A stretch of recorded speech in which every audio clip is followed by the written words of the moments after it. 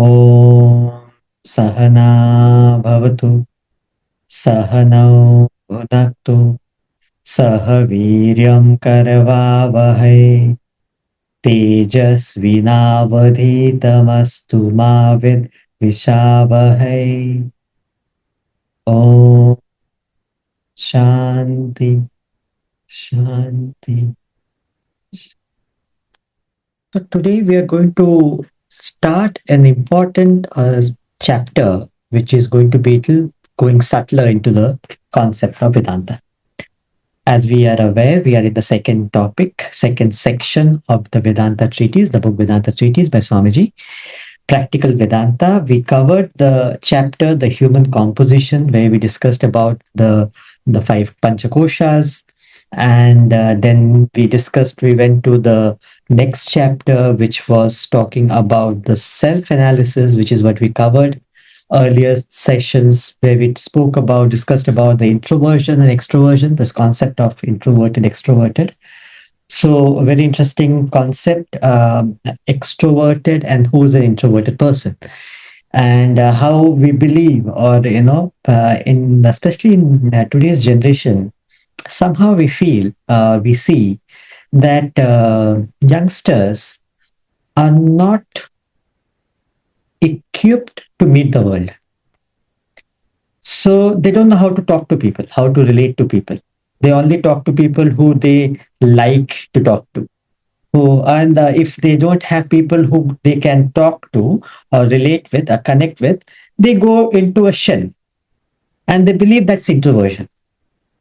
They believe that we are very introverted people, and somehow they get into, because they don't have enough friends, because the area of interest is different for whatever reason. We are not talking about right and wrong, just that they are grown up in a different way and a different community, society, rightly so they are not able to relate to people, connect with people, and they start getting into books reading where they can express themselves, and they get into different types of reading, and they believe that they are introverted people because they are by themselves, and they're onto the study of their interest in reading, and that makes them introverted.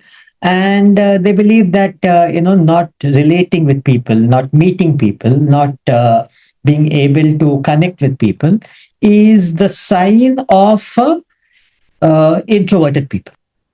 So the concept of introversion is related to not able to connect with people, not connecting with people outside. Whereas in Bhajagovindam, very beautifully it says, Yogaratova, Bhogaratova, Sangaratova, Sangavihina, Tasya Brahmani Ramate Chintam, Nandati. What he says is, very beautifully, he says, in yoga or in yogaratova, bhogaratova, doesn't matter where you are. You can be doing spiritual activity, or you can be in a seemingly indulgent activity in the world, meeting with the world. One of the aspect of Swamiji's personality is complicated things. He is being very unique in his approach to spirituality. It's not about having a different costume. It's not about carrying yourself in a very serious way. You can't crack jokes, you can't play cricket, you can't play sports, you can't talk to people, you have to be by yourself. And people carry themselves and they call it spiritual. Because if you're not, it people respect you when you are very very much by yourself. People respect you for that.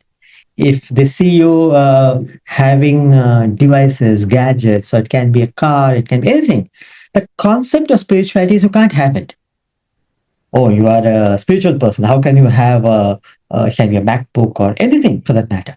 A car, a BMW. How can you have a BMW? You have to be. So the concept of spirituality is connected to seclusion, running away from the world, not contacting the world. This is how people see it, and they believe it to be so. Whereas Swami says it's nothing to do with the external acquisition. It is about the mental state. It is a mental state. You can be having everything and not interested in anything. You can have it, may not have it, you're okay with it. Or you may have nothing and too much interested in it. You are dependent in it. That is not spiritual. So spirituality is seen as a person has to be introverted. And the concept of introversion is you don't contact the world. You stay away from the world. So as I was mentioning, youngsters, since they're not able to connect with the world, they believe that they're introverted. And people who go out partying and meeting people, connecting with people, doing a lot of activities, they believe they are extroverted. Right? I'm a very extroverted person, and a person who is not going for partying and uh, being by himself, they call themselves introverted. Rightly so, they're not wrong, but the fundamental is wrong. What is the fundamental? The criteria for being an extroverted and introverted is not dependent on what do you do. That is the expression. That's at the level of action. The first thing we learn in Vedanta is that Vedanta is about the internal state of the person. Doesn't matter what the person does externally. That is, you can't determine the spirituality by the external expression of a person. You don't know what's going internally in the person, right? So how do you define what defines one to be extroverted and what defines one to be introverted? Very interestingly, Swamiji explains it. In fact, it's there in the Bhagavad Gita as well, where it talks about it is to do with your desires. Straightforward, simple. Where, how much desires do you have? If you have too many desires, you need the world to experience it. You need to act. That is extrovertedness. Nothing wrong with it. We're just saying what is extroverted. If you have less number of desires, you don't need the world to experience it. Less desire. Remember, we discussed about thought, vasana, thought, desire, action. Right?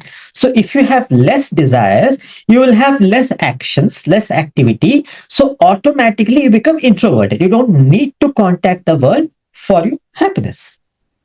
Right? So an extroverted person has more desires, so he need to act. Introverted person has less desire, so he doesn't need necessarily to physically act. This is the point. Now, in Vedanta, both can be turned spiritual. And that's the beauty of the knowledge. Wherever you are, the direction is important. So they say that, okay, an extroverted person who has too many desires, how do you convert action? He need to act. He can't say, I cannot act. I don't want to act. So he has to act because he has desire. He need to experience it. He need to express it. So they're saying that don't merely run after desires, have a higher ideal, higher goal, higher purpose, and direct it. Make action as worship. How do you convert action into worship? That is karma yoga.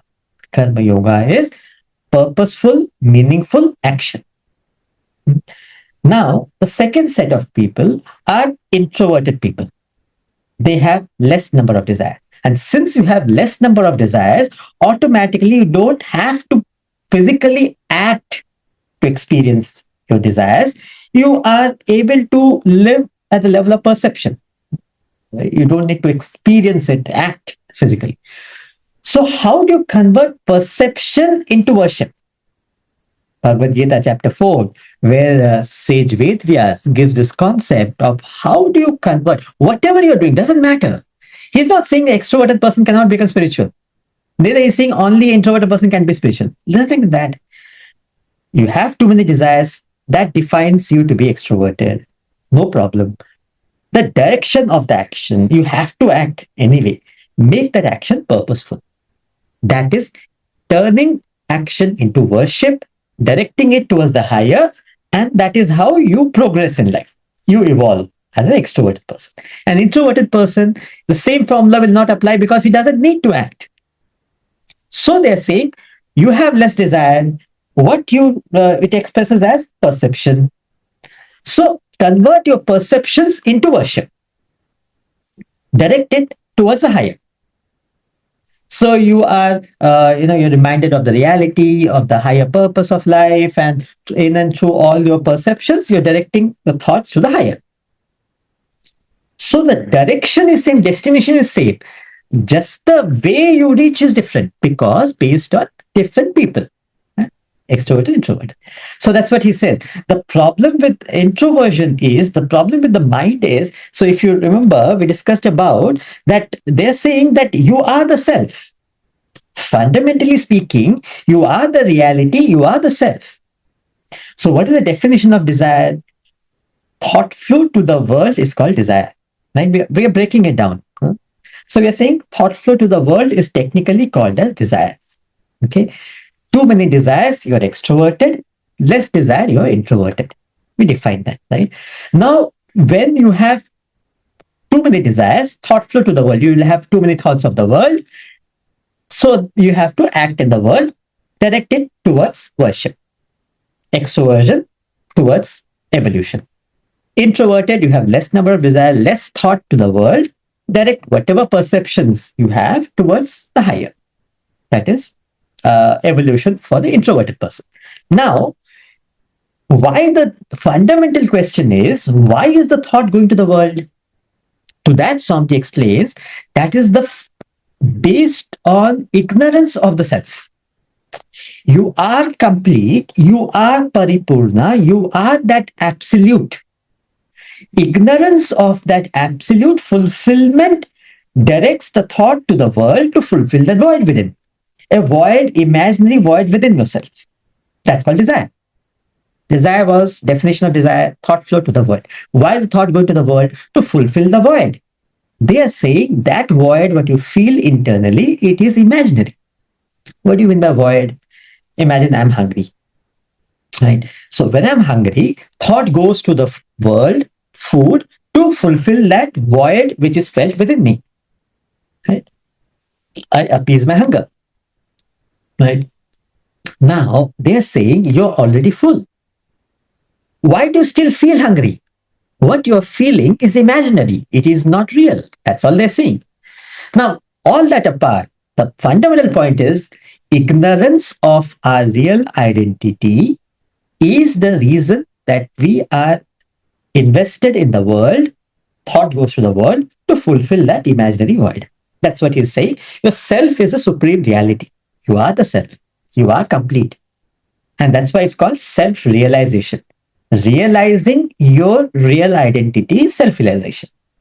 You don't have to go. Spirituality is a journey from where you are to where you have always been. So there is no external, there's no way you have to go.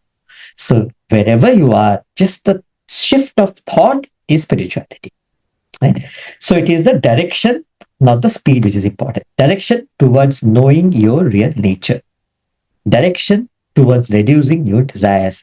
Direction to move from the physical to emotional to intellectual to spiritual level of your personality. All these are synonyms. This is how we practically apply ourselves, right?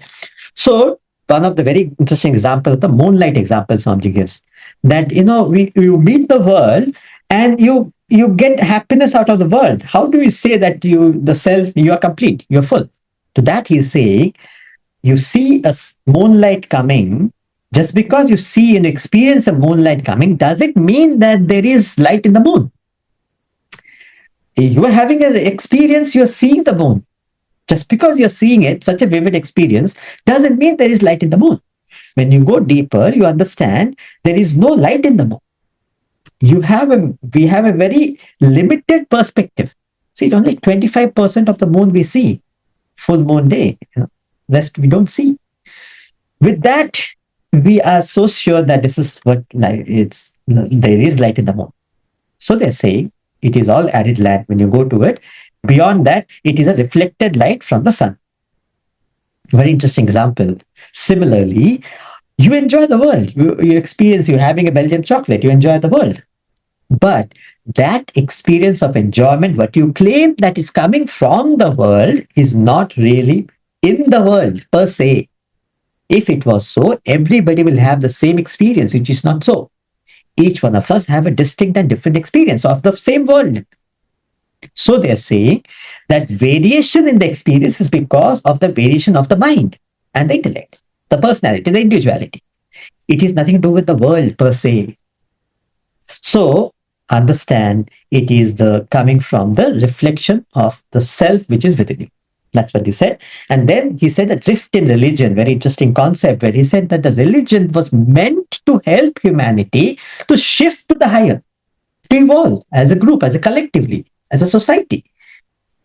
Whereas the drift is that we have lost the purpose. The main core purpose of religion was to evolve, where it has become to convert to everybody should be one particular has no there is no point in that. So the philosophy, the meaning, the significance, the essence is lost, and we are going by the ritual part of it, fanatic to rituals. And then we spoke about the problem with introversion. This is what we were talking about. The nature of the mind is to be extroverted. Mind has desires. Natural tendency of the mind is to look outside. And that's how the problem is, since the mind has a desire for the world, there's a push from within, and the world is also tempting. There's a lot of temptation in the world. The sense objects are very tempting, tantalizing. So there is a pull from outside and push from within. What are the chances? Imagine the tug of war going on, and there's a push from within, and there's a pull from outside without.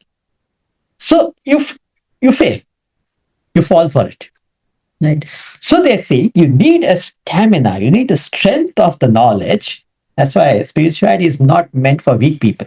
It's meant for strong individuals. Spirituality, Vivekananda says, it is meant for people who have that strength internally, stamina to face the world and the own mind, oneself. Once you go deeper in your personality, the most challenging thing is to deal with our own senses, our own mind, the own desires. So it's very easy to deal with others. It's simple. But when you go subtler, it's not that easy. So Turkey and the ant, where Swamiji explains about ere you remark on the sin, with thine own conscience look within, control thy more voracious bill, but not for a breakfast nation skill, where a turkey is complaining about the of humans, and there this ant is saying, ere you remark, before you point fingers on others, ere you remark another sin, with thine own conscience look within yourself. The rest of the fingers are pointing you. One finger is outside, the rest is pointing you. Am I okay? Am I doing the right thing? Who am I to complain about other people? None of my business. It's out of my jurisdiction. So my responsibility is on myself. My mind, my happiness is my responsibility. I should be peaceful and happy, be in control of my personality. What other people does is none of my business. That is not how Vedanta works. So the knowledge is meant to understand ourselves better, be in control of our personality. And that's what the problem with introversion is. The nature of it is to go external. And then Swamiji gives a practical exercise. If you remember, we discussed about the introversion, the introspection. That was the example we discussed, where we discussed how do you practically do it. Two things. Spiritual progress is about, in the intellectual path, when we are following the Jnana Yoga, the intellectual path, there are two things in that. One is using your present intellect in the action, right?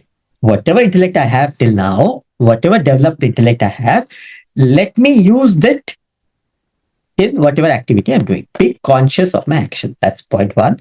Point two is developing the intellect further. That's the best we can do. Most of the times what happens is we regret our action. Having committed an action, we regret it. Why did I do it? I could have done it different. I wish I just stopped. Why did I say that to the person? So what happened? Your own intellect comes back after the action. The mind is so disturbed, so agitated, at that fit of emotion, you act in that. And later, the intellect comes in and says, I shouldn't have done it. So, first step is making your present intellect available before the action. Point one. Point two is developing the intellect further. First point, how do you do it? That's where introspection comes in. Before you go to sleep, the last thing in the evening, what you do is keep the dim light around you, make it conducive. Don't switch off the light because you'll feel sleepy. Right? So keep it dim. And then you try to recollect your day. Should not take more than 4 to 5 minutes. Try to brush through your day. I got up in the morning, I did my studies, I went for jog, walking, gym, yoga, I did this, I then went to office, I came back, I went for lunch, whatever I did, and came back from office. Now I'm going to sleep. This is the whole day I spent. No analysis, no criticism, not condemning any part of the action throughout the day. Not even if you forget the part of the aspect of the day, it doesn't matter. Skip it, move on. This activity, this exercise is called as introspection. Right? So every evening you try to recollect your entire day. What happens eventually is your present intellect becomes more and more alert before the action. This is what happens with this exercise of introspection. And the second is about developing the intellect. How do you develop the intellect? Through study, reflection. There is no shortcut to development. Every day study is the must. Whatever time you can invest on this. We understand everybody is busy, it's a lot happening around, committed to so many things, responsibility, everything fair. Just half an hour you don't have in a day, 15 minutes, half an hour, whatever, 45 minutes, 1 hour, whatever you can. First thing in the morning, try and reflect on this knowledge, these ideas. This is an investment of your time to develop your intellect. You may say, why do I have to read it? It's like you go to a gym. Why do you go to a gym? To develop your physical body. So to develop the physical body, you go to a conducive place, the gym, where all the equipments are designed to develop your body physically. Similarly, what happens there's the intellectual gym. The knowledge is such that it helps you to think, apply yourself, develop your gross intellect, and better the subtle intellect. So because the quality of the knowledge is such, automatically it helps you. It's like intellectual gym. You're spending time in that to develop your reasoning. And that stamina, that strength, that reasoning what you have developed is applicable throughout the day. So you see, you're more in control of your personality, more and more better in control. That's what happens. So one is using the intellect before the action, whatever I have. And second is developing the intellect. It's the best we can do. There is nothing more we can do. We just have to keep on performing. It's the consistency of purpose which will help us. Right? Now we are going into the next chapter, chapter 11, which is talking about states of consciousness. This is a subtle chapter. Here onwards, the chapters are going to get a little tricky. So we have to be a little conscious, aware, apply ourselves. The background is we have the basics and then we'll build on that. Now, here, before we get into the topic, it's talking about the states of consciousness. Consciousness, awareness of what we are aware of. Right? So the first topic is talking about waking, dream, deep sleep. These are the 3 states of consciousness we all are going through. Now, before we get into that, let's revise our understanding and then we move to this. So what we have learned till now is, what are the basics we have covered till now? First, we said we have a physical body. Body merely performs action. Beyond the body by itself cannot act. Beyond the body is something called as the mind and the intellect. What is the mind? Emotions, feelings, likes and dislikes, impulses, desires are called as a mind. What is the intellect? Ability to think, reason, judge, decide, discriminate. This is the intellect. This is the basics we have covered earlier. Right? Now, it is important that we clear our basics because we are building on that, right? Then comes the next concept where we extended what we did earlier was body, mind, intellect. Remember, now we are extending it to something called as vasanas. Hmm? What are the vasanas? So we are saying beyond the body, mind, intellect, there is something called as vasanas, which is a subtle part of our personality. So the body is called as a gross body, mind and intellect is called as a subtle body. And now we are talking about the vasana, which is the causal body, karan sharir. Hmm? So vasanas is coming. So root is the self. So this is the same, we are extending it, right? So self, the reality, the godhood, the God principle, the pure consciousness is the constant in all of us. From that creates the individuality. The seed form of the individuality is called as the vasanas, the inherent personality in all of us, right? What makes us distinct and different in our personality, even the identical twin, is the vasanas they have, the inherent personality. It's called vasanas. Hmm? Unmanifested desires. To keep it simple, vasanas mean unmanifested desires. From that comes body, mind, intellect. Same slide what we did earlier, extending it further, we are saying there's a vasana and there's a godhood. This is what we added. And we are saying not only that, body has organs of actions, organs of perceptions, mind is the same, intellect is the same. This is what we have covered till now. Then we go the next level. When we say there is a self, body, mind, intellect, then we say organs of perception, perceiver, sense object, organs of action, actor, action. Earlier we said perception and action. Here we are extending it further, right? Then we are saying mind, feeler, emotions, feelings, likes and dislikes. We are here saying your feeler experiencing emotions, right? Now, intellect, we are dividing into gross intellect and subtle intellect. Earlier we said body, mind, intellect. Here we are saying the intellect is also divided into gross intellect and subtle intellect. What is the gross intellect? Gross intellect, which applies at the level of the world. What is the intellect? Ability to think, reason, judge, decide, discriminate, analyze is called intellect. When we use that ability to think, reason, judge, decide, discriminate in the terrestrial world, in the realm of the terrestrial world, it's called as a gross intellect.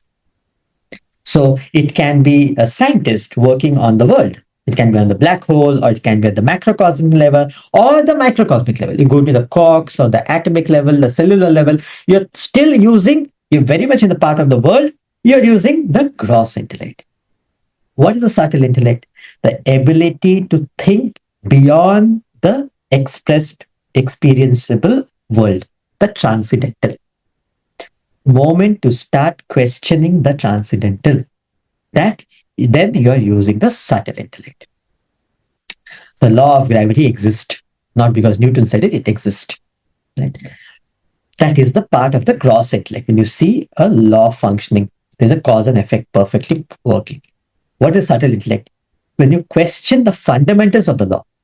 Why is it 30 feet per second? Why not 31? Why not 34? You're questioning the fundamentals. Then you're going to the contemplating level. Then you're going to the level beyond the expression. That is the application of the subtle intellect. How are everything meticulously being managed in the world? The trees are being taken care of. The birds are being taken care of. Every aspect of the world. How is it happening? Who's taking care of it? When you go to the transcendental, it is the subtle intellect. Right? So we said the body of intellect, then we said there's a self and vasanas, then we extended to say there's a gross intellect and subtle intellect. Then we said there's an interesting one. This is what we have covered, right? This is the panchakoshas which we covered.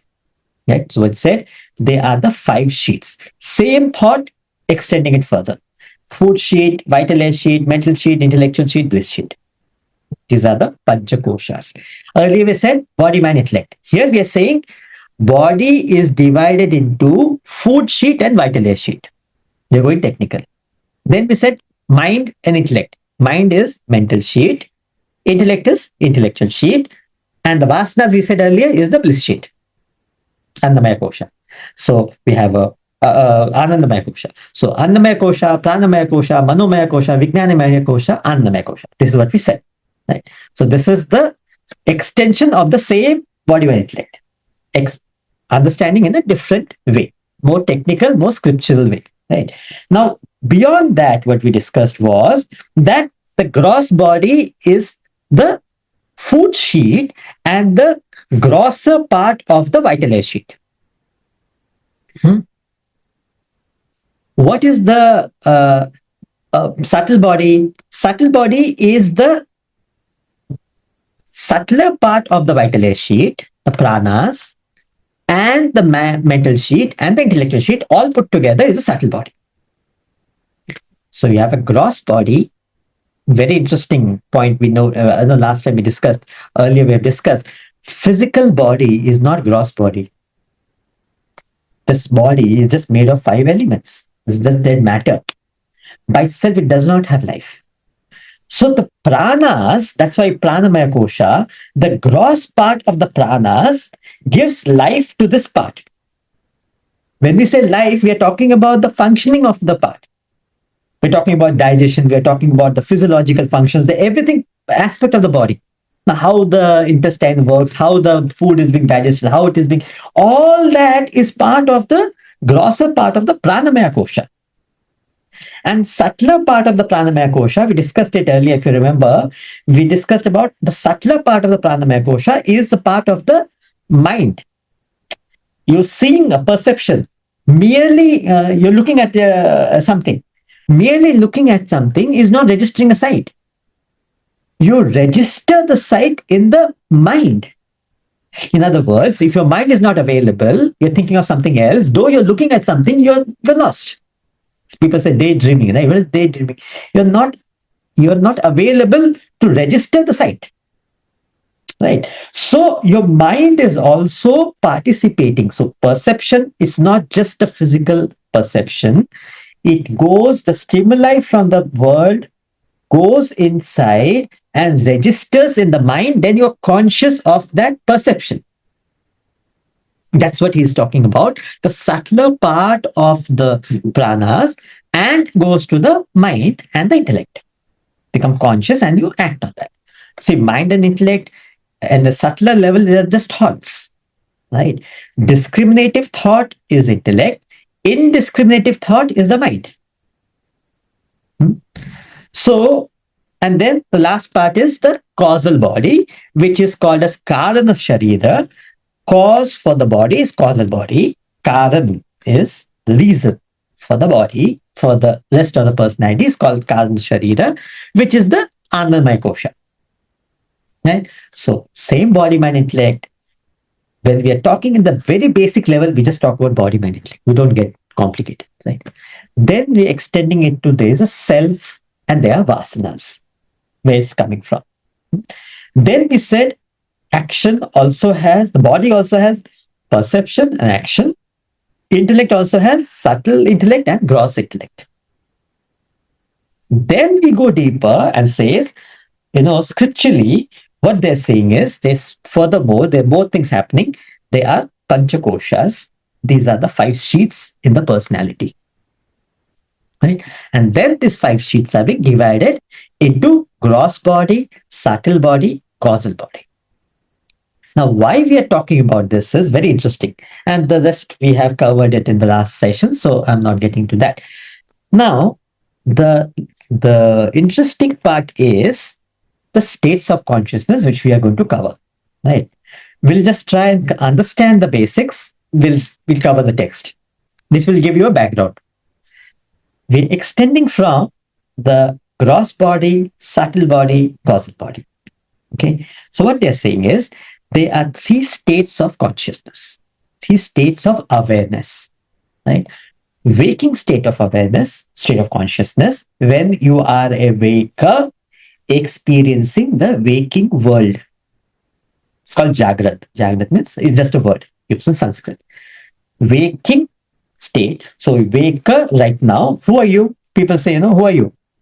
You're not this individuality, you're not this name, fame, all these are just personality. but you are the waker experiencing the waking world of consciousness. Hmm? When you go to sleep, you are a dreamer experiencing a dream state of consciousness. Hmm? When you are in deep sleep, you are a deep sleeper experiencing nothingness. Sushupti is called as. Jagrat, Swapna, Sushupti. These are the three states of consciousness: waking, dream, deep sleep. So, all through our life, we are going through waking, dream, deep sleep. Waking, dream, deep sleep. We are caught up in these three states of consciousness. Now, what is shocking, what the scriptures are saying is, to think about it, the in the waking state, as we said, a waker is experiencing the waking state of consciousness. All your experiences, family, friends, all that you're experiencing, your house, your city, whatever you're experiencing, it is nothing but experience at the waking state of consciousness. Please understand that. It is completely different from a dreamer experiencing a dream state of consciousness. In other words, you can be an invalid in the dream and you can be an Olympic runner in the waking state. It's a completely distinct and different experience altogether. What they're saying is the waker is not equal to the dreamer. Very interesting, very important point to note. We get so involved in the world, in the experiences, we don't see it like that. In other words, in the dream, it's possible you have a different family, different children, different parents, different experiences. Everything is different. Very much possible. A dreamer experiencing a dream world is not equal to a waker experiencing a waking state of consciousness. And same is not equal to the deep sleep state of consciousness. Deep sleeper is having an experience of nothingness. So all these three states are distinct and different. This is what we are going to discuss and we'll see in detail. This is the background we are saying, right? Now, what they're saying is, in terms of what we are coming from, subtle, causal, gross body, subtle body, causal body. In terms of the causal body, deep sleep state of consciousness has just the causal body. State of vasanas. Seed, tree, seed, plant, tree. Seed is the causal body. It becomes a plant, which is the gross body, the subtle body, which becomes a tree, which is the gross body. So in the state of deep sleep, it is just the causal body. There is no gross body, there is no subtle body existing. Right? That's why you have a very good sleep. It's a state of dreamless sleep. No experience. Because what experiences the mind and the intellect? Since the mind and intellect, which is the part of subtle body, is not available in the causal body, in the deep sleep, you don't have any experience. And that's a state of nothingness. Right? From that, you come to dream state of consciousness. What is dream state of consciousness? Here, the subtle body is partially available. What does it mean? The mind and intellect is partially available. So you have experiences, but it's not completely defined. The cause and effect is not defined. You can just go to US and come back. Right? It's possible in a dream. You can do it. You can fly. You can do anything. There is no cause and effect relationship because the intellect is that which connects the cause and effect. It is the mind which connects the emotions. So the intensity, the depth of the emotion is not the same in the dream. So in the dream, you have just the subtle body. Subtle plus causal is called the dream state of consciousness. Partial subtle body plus the causal body. And what is the waking state of consciousness? In the waking state, you have the gross body, the subtle body, and the causal body. All three are available. So the waking state of consciousness, it is the best, The gross body is used to experience the world. You're born because of desires. Desires needs expression, experience of the world. So only in the gross body, only in the waking state of consciousness, you can consciously work on your desires. Very important. And that's why they say that do not worry about the dream and deep sleep. They are saying that understand, be conscious of your waking state of consciousness. Understand your desires, direct your desires, guide your desires, eventually eliminate your desire. All this is possible only in the waking state of consciousness. Right? So, and then we go to next that let's try and understand this text and then we'll go slowly, right? So, three states of consciousness. Keep that back of your mind, it'll be easier to understand. Okay. Waking, dream, and deep sleep. Life is a continuous cycle of three states of consciousness: the waking, dream, and deep sleep. Every human goes through these states. At one time, you are awake, you take the form of a waker, the waker experiencing the waking world. The waking world consists of things and beings, emotions and thoughts appearing in the waking state of consciousness. The waking world exists only for the waker and not for the dreamer and deep sleeper.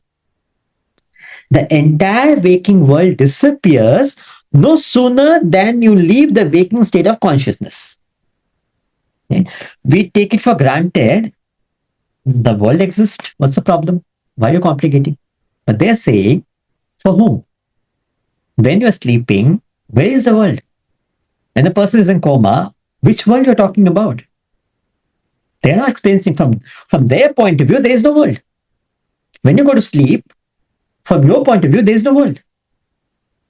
So, how do you say you're experiencing a waking world only as a waker? Till the time you're waker, not otherwise. Keep that very clear. The entire waking world disappears no sooner than you leave the waking state of consciousness. Once you leave the state of consciousness, this world does not exist for you. That's what he's saying. When you leave the waking state, you enter dream or deep sleep. In dream state, you take the form of the dreamer. The dreamer experiences the dream world. The dream world consists of things and beings, emotions and thoughts appearing in the dream state. The dream world is totally different from the waking world. It exists only for the dreamer and not for the waker or deep sleeper. The dream world too disappears no sooner than you leave the dream state of consciousness. So as long as you are the dreamer, you experience a dream state of consciousness. Moment you leave that dream, the dream state does not exist for you. In the deep sleep state of consciousness, you take the form of the deep sleeper, a deep sleeper experiencing sleep without dream. A blankness, nothingness. That experience exists only for the deep sleeper, not for the waker or dreamer. It also disappears when you leave the deep sleep state of consciousness.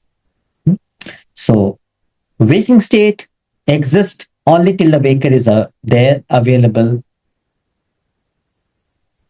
Dream state only till the dreams we are aware of the dream. The dreamer experiences a dream state of consciousness. When you go to deep sleep, a deep sleeper experiences a deep sleep state of consciousness.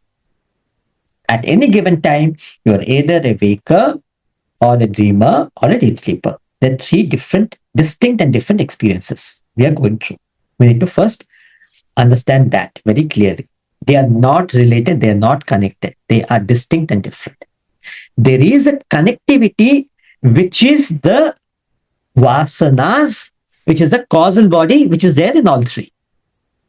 And that's the reason that if you are let's say musician, your vasanas are musician, you will not wake up one day as an artist, one day as a teacher, one day as, it's not possible. So there is a continuity But the experiences are different, distinct and different in all three states of consciousness. Right? Your life revolves around the above three states of consciousness. The personalities of the waker, dreamer, and deep sleeper and their distinct worlds. These are the conditioned states. The pure consciousness, conditioned by the causal body, becomes the deep sleeper. Likewise, the consciousness conditioned by the subtle and gross body becomes the dreamer and waker, respectively. Hence, the waker, dreamer, and deep sleeper are the conditioned consciousness. You know yourself only as a waker, dreamer, or deep sleeper. But you know not, you are the unconditioned consciousness, the substratum of the three experiences.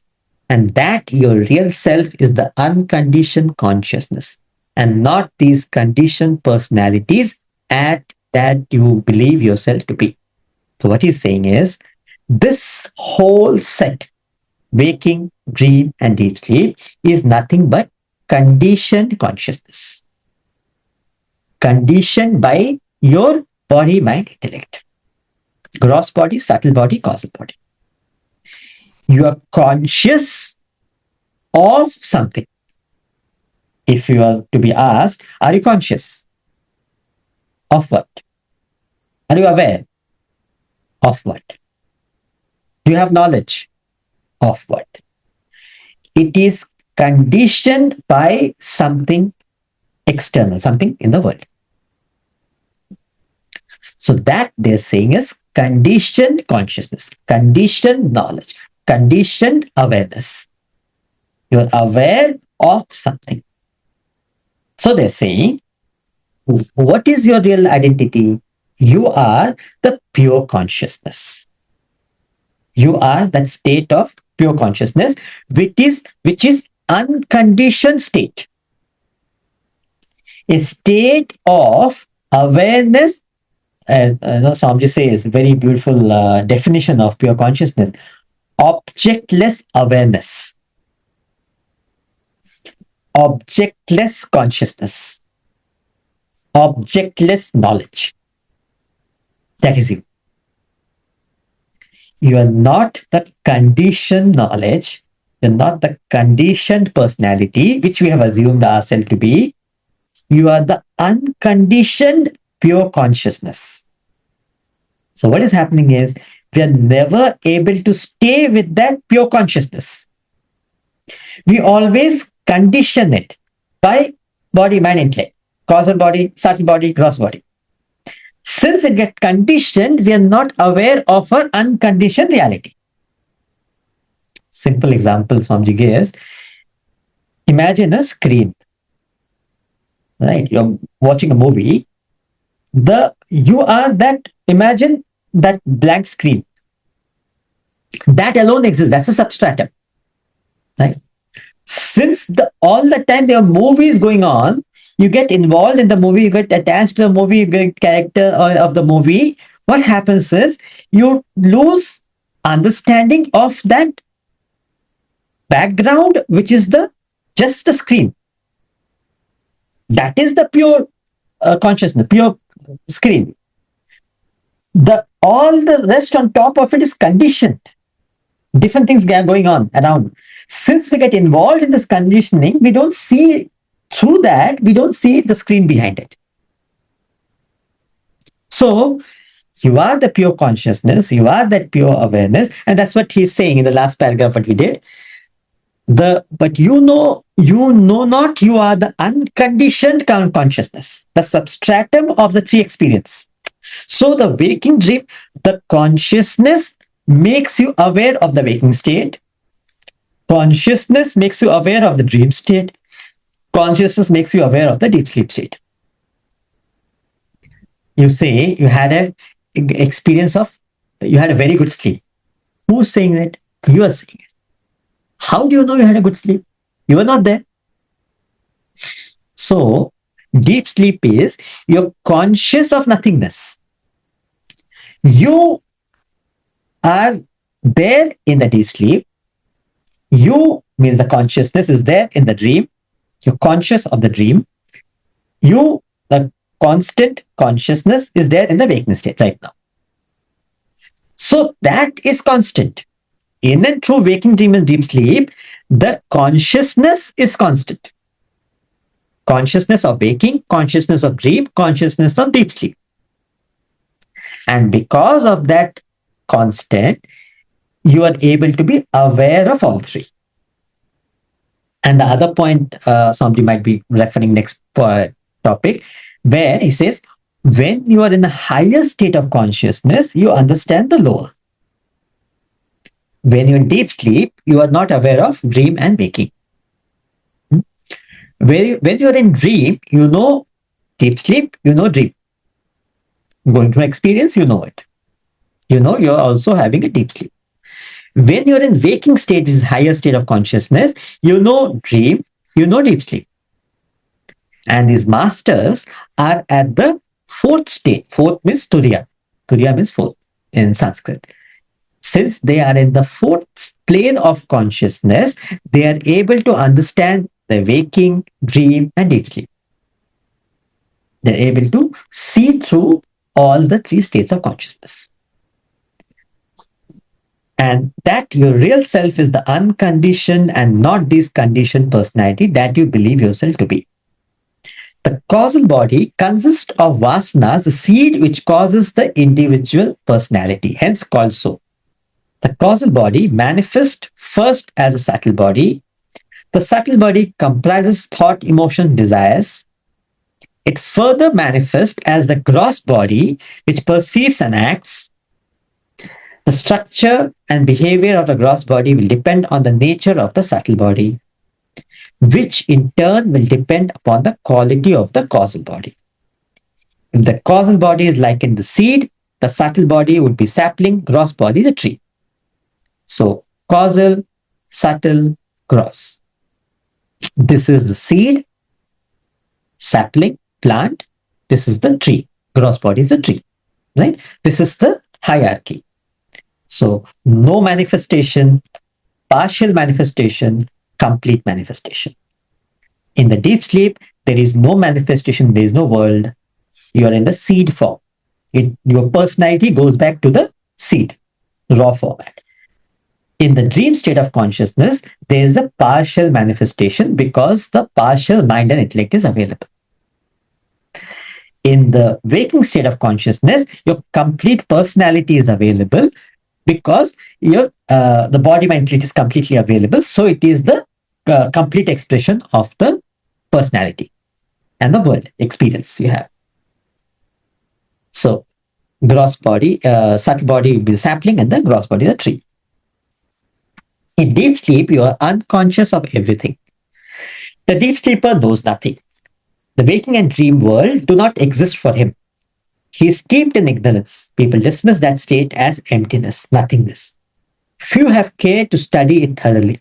Psychiatrists, even some philosophers, have paid little attention to the vital state of life. Vedanta bids you examine the deep sleep state closely. The nothingness is your seed body. Out of the seed emerges the dreamer and waker and their in the respective world. This nothingness is the cause of the particular individual emerging out of it. A philosopher goes to sleep and wakes up as a philosopher.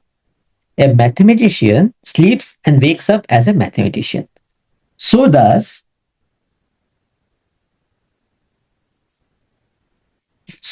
your individuality exist in the seed form while you are asleep. Thus, out of your seed, a seeming nothing, arise your personality, and out of countless seeds, a vast nothingness springs forth countless individuals. In fact, the whole world arises from that seeming void, emptiness, nothingness. Hence, the Bible states, God created the world out of nothing. So, the deep sleep state is a state of nothingness. From that came the dream and the waking. Right? So, he's just elaborating the same point. Right? Keep this back of your mind. It'll be easier to understand the concept. The philosophy of the West is drawn primarily from the waking state. It takes little notice of the experience of the dream state and practically ignores the deep sleep state. The Western philosophers base their investigation and discoveries on the experience gained in the waking state. They try to solve the mystery of the universe using that alone.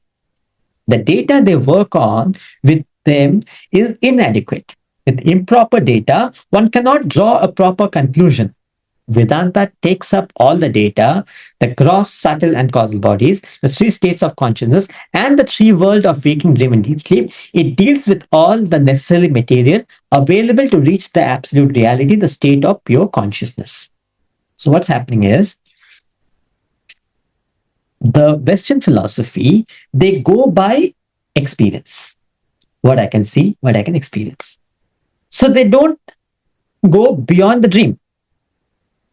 See, the self-realized masters, where did they score? Where did they got the advantage? The advantage they had is they're subjective scientists, right? So it's a technical knowledge. So they were able to go beyond the human limitation. Since they were self-realized, they have reached the state of consciousness, the Turiya. So from that perspective, they are able to understand all the rest of it. That's the advantage they have.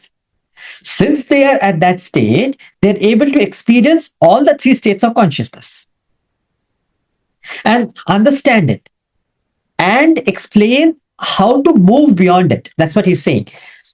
Vedanta takes up all the data. Since they have these masters, they were talking from a different level, higher level states of the plane of consciousness, the gross, subtle, causal bodies, three states of consciousness, and the three world of waking, dream, and deep sleep. It deals with all the necessary material available to reach the absolute reality, the state of pure consciousness. Since they're operating from the pure consciousness, they're able to guide humanity. If you're operating from a limited perspective, you will have a limited understanding of the world. So, if you're operating only with that till the dream, you analyze a dream. But you're not going to deep sleep and the vasanas level and the reality. So you don't have the complete data. With limited data, you're trying to analyze it. These masters has a complete data. And that's why they were able to understand the limitation of humanity and help them out. The consciousness in its absolute state is homogeneous, one and one alone. That is unknown to you. It assumes three known forms: the waking, dream, and deep sleep state. It functions through the gross, subtle, and causal bodies to forge the waker, dreamer, and deep sleeper. They are distinct and different from one another. The consciousness of the waking state does become the waker. The waker pronounces the waking world to be substantial, real, set in order by its law and regulations. Waker disregards the other two states, negates the dreamer and the dream world as insubstantial, a mere illusion. You have to talk about, no, what's a dream? Why are you talking about dream? It's gone. You see it as a figment of imagination. An athlete of the waking state may dream as an invalid, a cripple. He dismisses his dream experience as insignificant, meaningless. His verdict of the waking state is clear, emphatic to him. Likewise, the consciousness of the dream state, the dreamer swears by the dream world. The dreamer is equally emphatic, assertive that the dream world is substantial, real, set in its own laws. Dreamer may be an Olympic runner in the dream, though in the waking state he could be bedridden with a terminal disease. A dreamer also dismisses the waking state as insignificant, meaningless. His verdict of the dream state is clear, emphatic to him. Again, the consciousness of sleeping state, the deep sleeper, experiences nothingness and is blissfully ignorant of the waking and dream states. All that is gained or lost in these two states is no significance, no value to the deep sleeper. He is steeped in ignorance. Now the question arises, to what is real? Waking, dream, or deep sleep state? We'll take up this in the next class. So till now, let's try and reflect on this concept. It will help us to understand what's going on, what is Swamiji saying here, and get the concept right, get the sequence right. Once you, because we're going subtle topic, get it very clear, and thereafter we can build it on that. Thanks.